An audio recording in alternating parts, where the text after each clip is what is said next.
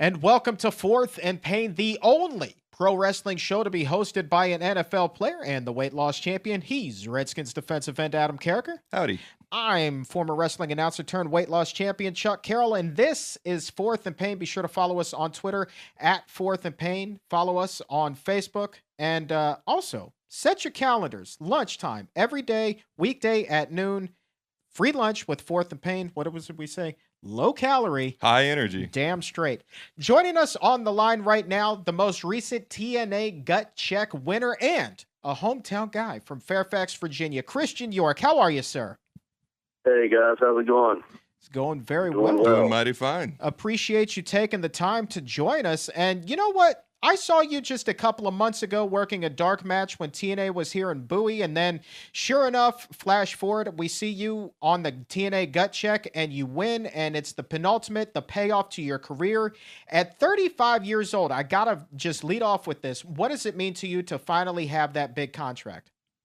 It means a lot to me now. I had the contracts before, but I was young. I was 21. Didn't really. I guess I knew what I had, but I didn't really, realize, like you're getting close to the end of your career, and finally, like a major company takes a look at you and is going to actually give you a chance. Like for me, it was like a major emotional experience. You know what I mean? Sure. I mean, it's been like a major roller coaster ride already so far. So, I really realize what I have, and I want that ball and I want to run with it, Well, here's a question for you. I'm really curious about it. That match that you wrestled against Zima Ion on Impact, was that legitimately a tryout match? Is there a lot of authenticity to this Gut Check challenge? Did you not know your fate headed into the next week? Yeah, the whole thing with the whole thing. I don't have. Let me just backtrack real quick. I don't have cable. I have satellite, but I have like the cheapest thing, so I don't get any wrestling, so I don't watch it. I just have it so I get like kid channels for my kids to watch. Gotcha. So I had no idea what it even was, and they called me up out of the blue to about doing. After I did that thing in Bowie, they called me up and asked if I wanted to do it, and they had explained it to me. And the whole thing is a shoot. The whole thing is real, and they don't want it to be, anything scripted or anything like that, because they want it to be a true raw emotion. You know what I mean? Sure. Like they want everything to be as real as it can be, and which is a great concept. And the way he explained it, it's the way it came off to me. What I was trying to understand was like it's like the American Idol of wrestling. That's what it came off to me until I looked it up on YouTube to see what was going on. And yeah, the whole thing, you don't know that you're going to win. You have no clue. So, Now, when you came out that second week, the week following your match, people talk, people give you input, they give you their opinions. Did you have any sort of idea? Did you think, hey, I've got this in the bag, or man, it's not looking too good? I mean, what were you thinking heading into that night? Dude, I thought that they were going to make an example of me as a guy that's hung on too long, and it's time for you to get out. Right. I really did. I'm glad they didn't do that, personally. Yeah, I am too. But I figured that would be, if there's anybody that's hung on probably way too long, it might be me. So, I figured that's kind of like what they were going to do. And, and like when Bruce, the second guy, Bruce, when he said yes, I couldn't hear him because the crowd was chanting yes. I wasn't sure. I was like looking at him like, oh man, if this don't go down, I'm trying to get this place to riot. You know what I'm saying? I was sitting there staring at him like, yeah, man, you better say yes. You better say yes. And then he said yes, and I couldn't hear it. And then I just saw the reaction of the crowd, and I was like, all right, cool, I can react now, But sure. Yeah. And it was a unanimous decision among some of the most respected guys in the business. Obviously, Al Snow, Taz, long tenured in the professional wrestling business. Same thing with Bruce Pritchard. Does it make it a little bit extra special given those were the guys that said yes across the board? Yeah, definitely, because they've seen it all, and they know this craft, and for what they said to me, it's if they really meant it, man, that means a lot, At 35 years old, you are truly the story of perseverance. I hate to ask you this, Christian, but how long do you expect to be able to continue wrestling? I don't know. I'm going to do it as long as I possibly can, I am banged up, but as long as I can do it and still do it good, then I want to continue to do it, because this is all I ever wanted to do. Sure. And like when I'm out there, like I said in my profile, like that profile, like where they're introducing who you are, man, I still feel like it's my first time getting into a ring. You know, that like excitement you get, you just like so excited to try to get in there, man. I still feel like that every time I wrestle. So, you know, until that's gone, you know, I just want to continue to do it. I mean, I don't want to do it like when I'm 60 years old, but you know, that just looks bad. Or if I'm wrestling another 60-year-old or something. Yeah. You know, I mean, I want to do it and I want to do it and do the business, you know, do the business right. Well, you're still looking pretty good given your match on Impact the other night and having seen you up close and personal just a couple of months ago. And we're speaking with Christian York here on Fourth and Pain. And Christian, you know, a lot of people, they alluded to this on television, but people may not be familiar with how you came up through the independent ranks. You were primarily a tag team wrestler, teaming with Joey Matthews. And the team of York and Matthews, especially here in the Mid-Atlantic area, was really something spectacular. It was something that fans, that even people that typically watch WWE or ECW at the time, they really knew the names York and Matthews, even though you guys were really working on the independent reigns. Did you think coming up at that time that it was going to be York and Matthews that made it as a tag team? Yeah, up until like 2002, I felt like I thought we could do something. But I mean, we'd gotten contracts everywhere as a tag team, and nothing ever happened with that. So it's like, okay, you start having to look back at your careers and refocus and say, hey, maybe this isn't going to work out. You know, they've seen us, they've seen the package that we bring. Obviously, that didn't get over with the companies, major companies. So, you know, you got to go back to square one and try to figure out what you want to do, you know? Sure. And that makes sense. Absolutely. Yeah. And your tag team partner, he goes on and he does find single success in WWE. And as I understand it, you actually had, you know, you just said you had a number of contracts, but you appeared a couple of times on WWE Heat. I think that you wrestled on SmackDown, but something just never seemed to click. What is it that made it click in TNA now that perhaps you didn't have in the early 2000s?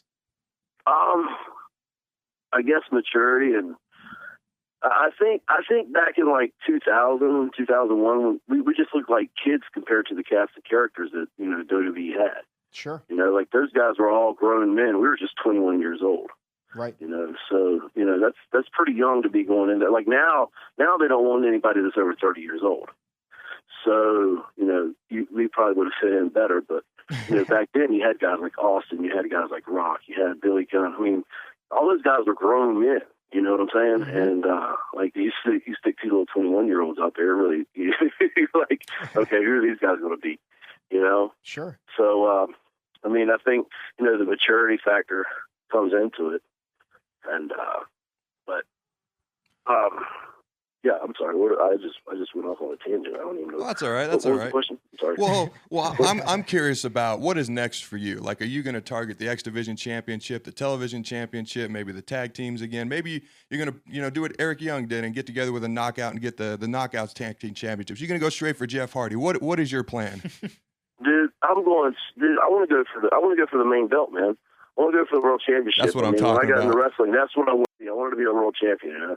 And you know, coming up through the years, you told you, yeah, you'll never get that. You know, maybe you could have been an IC champion or something. But no, man, you know, forget that, dude. I think that I can be a world champion, and that's my goal.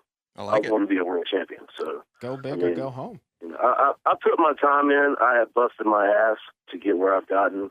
You know what I mean? You know, a lot of guys don't pay their dues. I paid my dues, and I'm going to continue to pay my dues. And every time I step in there, dude, I've got to prove myself. And I like that pressure. I love that pressure. And sure. And that's when I work best, is when my back's against the wall and the pressure's on. So, you know, I want the world championship. That's exactly what I want. Well, I'll be honest with you. I try to be nice to the people that come onto the show because they're nice enough to come on. But I legitimately find myself rooting for you. And, you know, when I found out you were going to be on Gut Check, I made sure and watched that. I try to watch every Impact, but I made sure I watched that Impact. And then when you got it, I tweeted to you, congratulations. And I'm legitimately rooting for you. I like a guy with your story. You've got a great, unique look. And like I said, I'm nice to everybody who comes on the show, but I'm legitimately rooting for you, man. Well, I appreciate that, Adam. Thanks a lot, man. Because that really means a lot, you know. Well, dude, you touched on the hair. I got to ask you just a wacky off the wall question. How is a Shea Whitey, as a white guy like you and I, Adam, Christian, how in the hell do you get your hair to do that? Man, dude, it was a back comb. My wife back combed it, and it just knots up, man. You just don't ever touch it again. Just let it knot up. Good Lord. I'm not into like I used to have dreads before I got married in 2003, and I cut them off. And I tried to do a year of like short hair, and I cannot do that maintenance thing. It just drove me crazy. So I was like, all right, we're gonna let them grow back out and put them back in. So that's what we did, and just let God take over, man. Well, knot it up. Well, I said you got a great, unique look, and obviously you've been in the gym, you've been working hard. I got a guy sitting next to me who refuses to go into the gym. Now, he's lost a couple 100 pounds or maybe even more than that. You know, big props on that. But now, you know, you got to start tightening things up. You got to give this guy your workout. He won't listen to me. He just refuses to listen to me. Can you send this guy your workout? Please help me out here. What's the deal, Chuck? Why aren't you trying to go to the gym, man? You lost the pounds. Now you don't want to put on the inches, or what's the deal? I mean, I've just decided to go from one extreme to the other. So now, you know, I used to be, you know, super fat, and now I'm just going to do the super small thing. And I think, you know, maybe in a couple more years, then I'll finally find my way into the gym. But in all honesty, I'm really trying to cash in on this bit about being the guy who lost 270 pounds or 250 pounds without ever having gone to the gym. And so that, to me, Christian York, I'm a businessman above all. And that is why I've not set foot in the gym. But you could so get those little Bugs Bunny guns. Go ahead and get you some hard inches on you, man. There you go. The chicks like the hard inches. So get you some hard inches on you, and then you look even better than you do now. Yeah, but I also like the cold hard cash. And I swear to God, I am sold on this idea of being the guy that lost a massive amount of weight without ever having gone to the gym. And so once those dollars roll in and I'm falling ass backwards into cash and I'm driving a Porsche, then I'll say F it and I'll go to Gold's or something like that. But until then, neither of you two oversized MFers are going to get me to set foot in the gym. Well, until then, your year-long streak's going to continue. Where's the money coming from right now? Have you already got something going on, or do you have what's happening, man? No, the wheels are always turning. The wheels are always turning. I have a fitness blog for CBS Radio, and obviously, you know, we build this show as the weight loss champion and the NFL player. So we're building towards something. Just as it took you a while to get where you are, it's going to take me a while to get there, but when I get there, it is going to be sweet. Well, you know, Chuck has his streak going. It's a year-long streak. Shall we just say frustration? And we'll just leave it at that. I'm working on that too, It's going to continue until you get in that gym. And you can get that little remember when Bugs Bunny used to flex? You get that little tiny bump. That could be you. That could be you. You know, if you go to the gym and you lift weights, you can still lose weight. You know that, right? Well, oh, dude, but see, here's the thing. I'm like genuinely, seriously freaked out about the idea of putting on any pounds, even if it is muscle weight. See, that's what scares me, to be brutally honest. Look, you probably won't put on a pound. How's that? You'll just get tighter and you'll look a lot better. I'm promising you. That's how the body works. I'm just enjoying the fact. It depends fact. on how your diet, everything, the way you diet and the way that you work out will dictate how you're going to put on a pound, or if you're going to lose the pound, or, you know, all that stuff. There's all kinds of things. You can't just go in there and start putting weight up and expect to and think you're going to gain a lot of weight back. Well, I can't put any. Yeah. Prophesy, man. Well, here's the thing. Adam, prophesy. You know how I eat, man. I'm like Johnny Organic over here. How in the world am I supposed to eat and have enough protein and stuff to get right and actually get that muscle mass that you two apparently think that I should have? It's not about muscle mass. It's just about actually lifting a little bit of weight and tightening it up a little bit. Yeah, we just lose him? Oh, he's still there. And that's all it's about. It's not about becoming huge. There's nothing wrong with getting a little bit of strength. You can gain some strength without ever gaining a pound. You can lose weight and still gain strength. But the question is, boys, can I do this outside of the gym? Can I achieve this with push-ups and sit-ups and maybe a pull-up here or there? Actually, yes, you can. Yeah, you can. You can do that. When I was growing up, I would every day. My dad always got home at 4 or 5. So anything bad I was doing, I always had to have it done by 4 or 5. But I would always try to get a workout in there as well. And I'm like 10 years old, and I would set a chair out, and I would do push-ups. I would do sit-ups, the little hand grippy deal like that. I would do that for the forearms, and I would do dips on the chair. And I would do that for like 20 minutes straight, and then I make sure everything I wasn't supposed to do was hitting the way and covered. You know, but I did that as a 10-year-old. All right, well, now look at me. Ridiculously good looking. That'll definitely work for you, Chuck. All right. Chuck, that'll work for you. It doesn't take long to do it. All that matters is you get to muscle failure. Once you get to muscle failure, which is when you can't go anymore, where your muscles are just, you get to like, all right, say you want to do 10 push-ups and you get to 8, you're struggling, and then you do get to 10, you're getting to failure, and that's how you're going to grow. That's where you're going to benefit your muscles. And I'm more than willing to come sit on your back when you need some more resistance. Dude, no, I'm here are for you. the largest. If you need him to pull you up by your shirt when you're doing push-ups because you're getting stuck, he'll do that for you too. I'm here for you, man. All right. Well, if you two put your heads together, come up with a workout program for me that does not require me to go to the gym, then I will do it, and I will see what I can do. Well, you know, my wife actually was a personal trainer, and that's what she has her degree in. I'm going to let my wife do this. She's a lot meaner than I am when it comes to working out. She just had a child. I can't be Exactly. like, Angie, set me up with a workout plan. Well, she's not working out herself right now. She can't, so she'll set it up for you. All right. Fair enough. We're here for you, buddy. All right. Chuck, all you need is 20 minutes, dude. 20 minutes in a day. All right. Well, that's all you need. That sounds like another marketing idea there. 20 minutes, no gym, and tone up.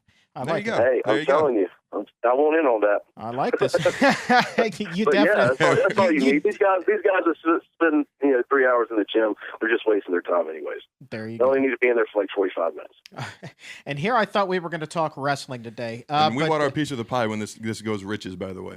Absolutely. Everybody's getting an equal share here, boys. Everybody's getting an equal share. But on that note, we are fresh out of time. Christian York, seriously, thank you so very much for coming on with us, and we wish you nothing but the best in TNA. Thank you, guys. I appreciate you having me on here. And Adam, I support you, man, with the injury and stuff. Hopefully you get better. And how's that going for you? It's going pretty well. We got a long time before the season starts, so we're going extremely slow with it. So I'm actually still in crutches and a brace where we could push it, but I mean, we got till July, so we're being cautious and just smart with it. So I appreciate it, man. And I'm, like I said, I'm definitely rooting for you. All right, good. And Chuck? Yes, sir. 20-minute workout. Get on it. I love it. I'll get on it. I'll get on it. All right, guys. Christian I York. appreciate you having me on here, man. Thank you very much. Absolutely. Fairfax's own Christian York. This is Fourth and Pain. We'll be right back.